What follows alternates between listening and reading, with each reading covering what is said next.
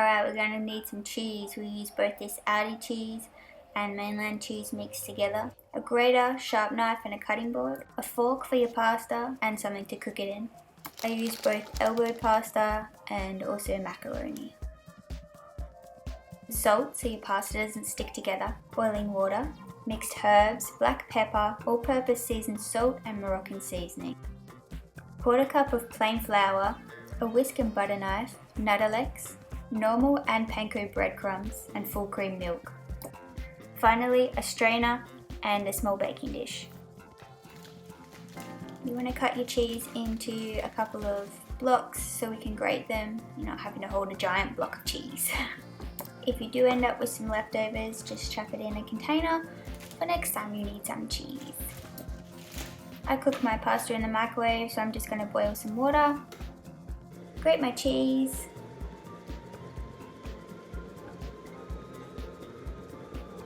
and feed the crumbs to Pedro. He loves cheese.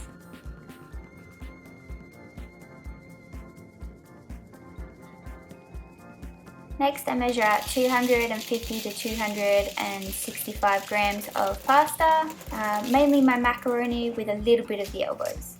Add some salt and then cover the pasta with boiling water. Give it a quick stir and then pop it in the microwave for 6 minutes. You want to crank your oven to about 200.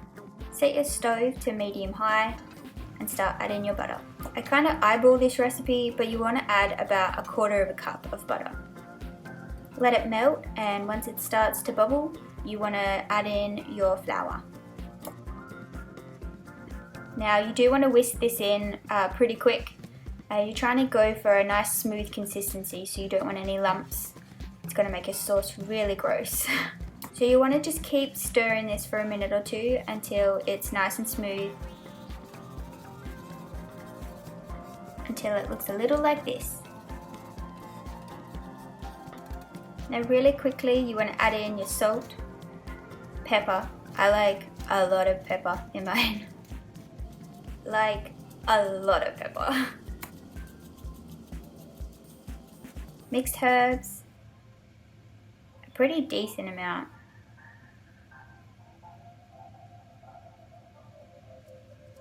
Just a little bit of the seasonal. And about the same of the Moroccan seasoning. And whisk it all together really quickly. You don't want that butter to burn.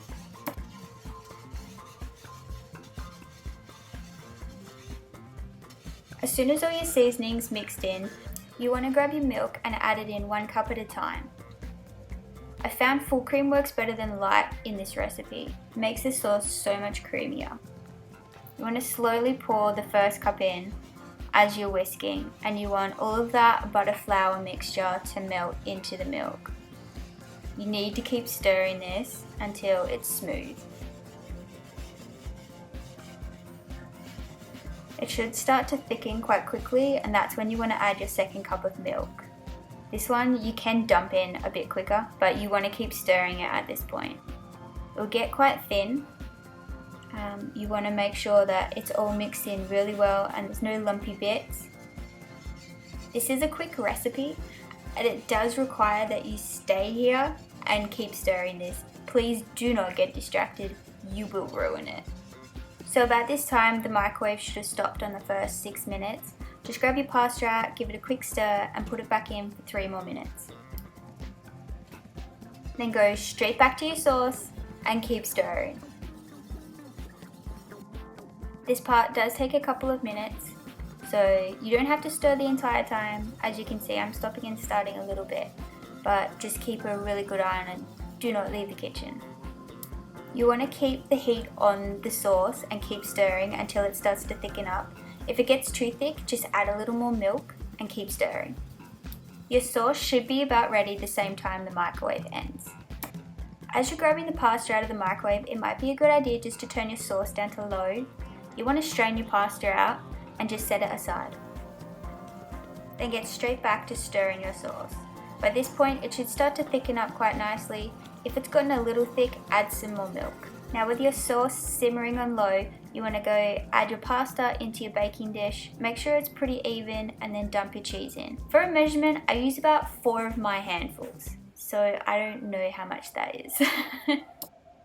Jump straight back over to your sauce and give it a final stir. Should be just about ready by now, nice and thick.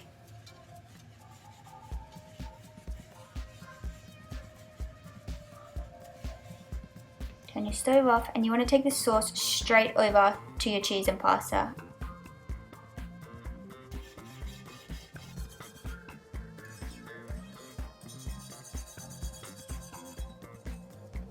The hot sauce is going to melt all of the cheese, so you want to make sure that it's completely covered. Next, I just give the pan and the whisk a quick wash because we're about to do the breadcrumbs. On high heat, you want to add some Nuttelex to your pan, probably about a tablespoon, and let that melt.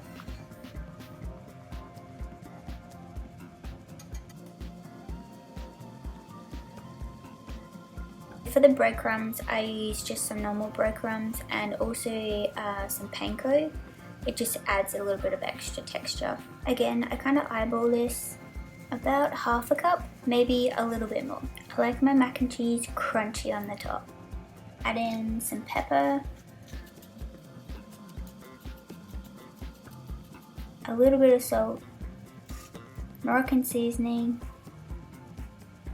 mixed herbs, and whisk that all together. You want to cook these until they're like golden brown, but don't burn them. I have a really good habit of burning them. While that's browning, you want to jump back over to your pasta and stir in that sauce. You want to stir this for probably a good minute to make sure that it's really mixed in, all the cheese is melted, and all the pasta is covered.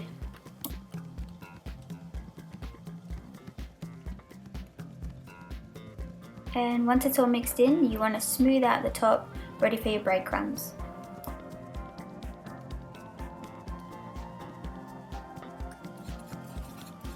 You want to grab your breadcrumbs off the heat and tip them straight over your pasta, and then just spread them out with your whisk. You want to get all the way to the edges, just like good Vegemite on toast. Throw your dish into your preheated oven and set a timer for 10 minutes.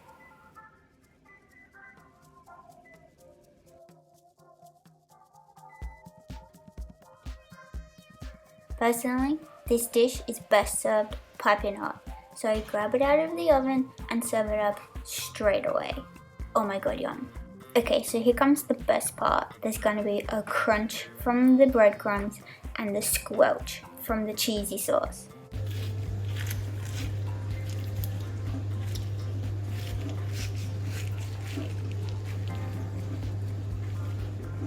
Don't mind the dishwasher. But oh my god, yum, right?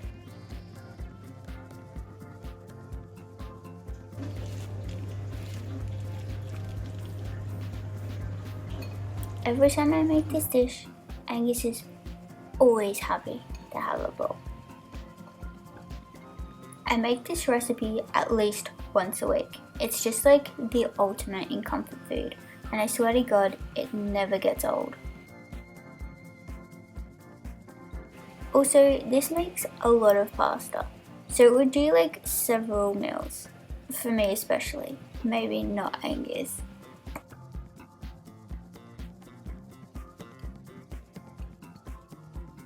I think this is a great meal for coming into winter. Cozy, comforting, full of carbs. Let me know if you give it a try.